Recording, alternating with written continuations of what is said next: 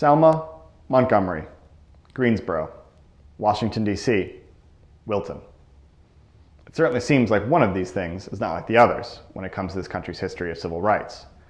And while it may not have been host to thousands of marchers, determined boycotts, and movement-defining speeches, Wilton has been at the center of numerous tense arguments about race relations throughout its history, and probably more recently than most people realize.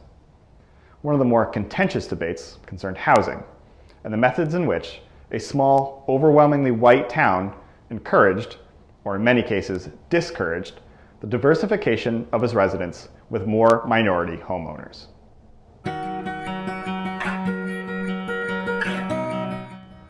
I'm Wilton Historical Society Associate Curator Nick Foster, and on this episode of History's Here, we're going to take an historical look at a contemporary issue.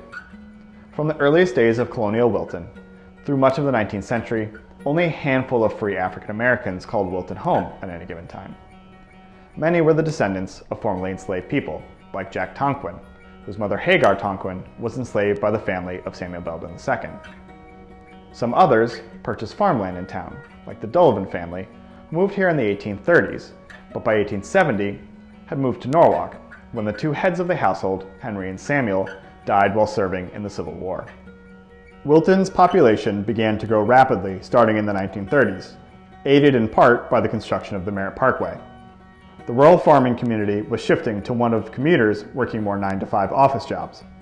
In response, Wilton experienced a steady increase in development from the 1920s through the 1940s, as a massive increase in new homes were necessary for a population that grew from around 1,300 in 1920 to around 4,500 in 1950.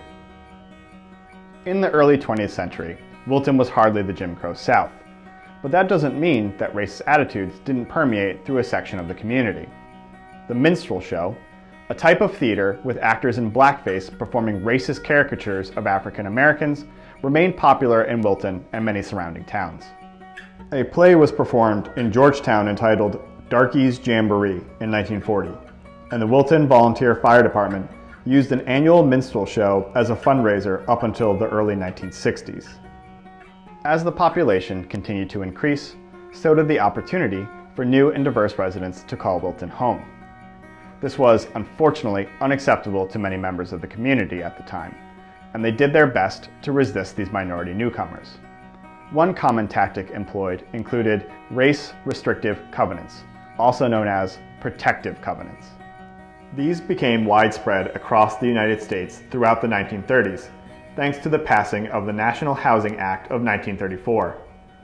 This was intended to make building houses and mortgages more affordable, but also introduced the concept of redlining, which created districts in cities and towns that were deemed hazardous to lenders.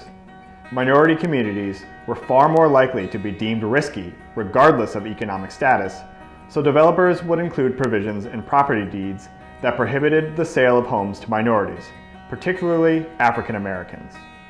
Wilton was no exception when it came to using these covenants. This deed, dated June 6, 1941, is for a piece of land near what is today Powderhorn Hill Road.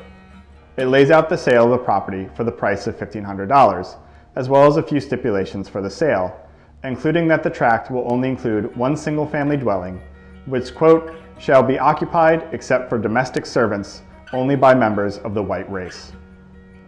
Some African Americans managed to find homes in Wilton in spite of these restrictions, starting with Betty and Doug Jones in 1954, who bought a home from a man who had a unique reason to sell to a minority couple. The owner was mad at Wilton because he felt Wilton was, and he was Jewish, he was anti-Semitic. And he said, I'm going to get back at Wilton. I'm going to sell my house to this black family.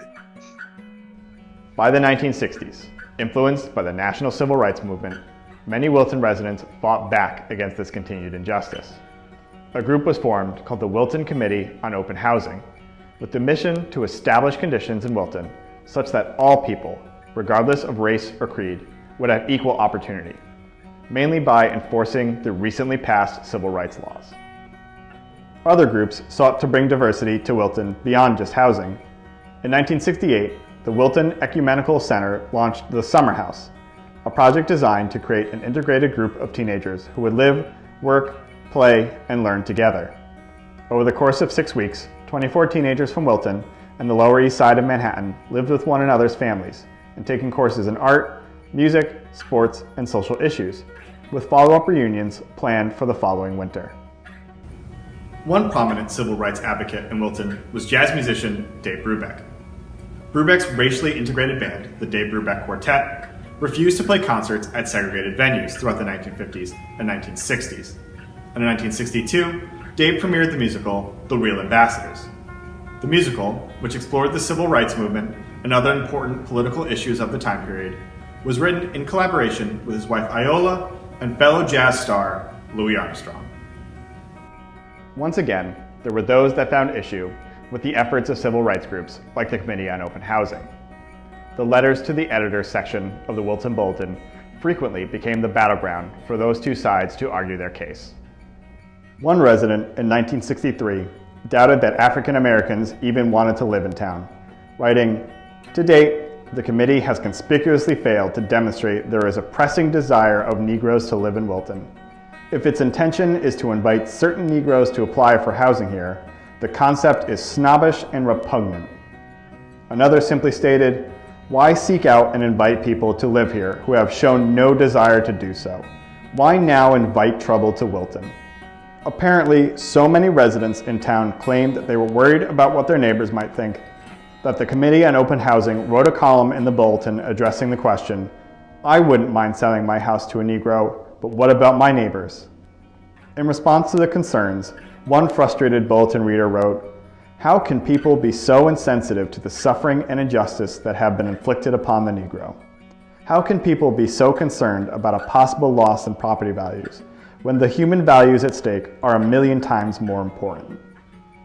By the 1970s, the Commission had largely ceased operating. The restricted covenants that had abounded during the first half of the 20th century had disappeared, but their impact is still being felt.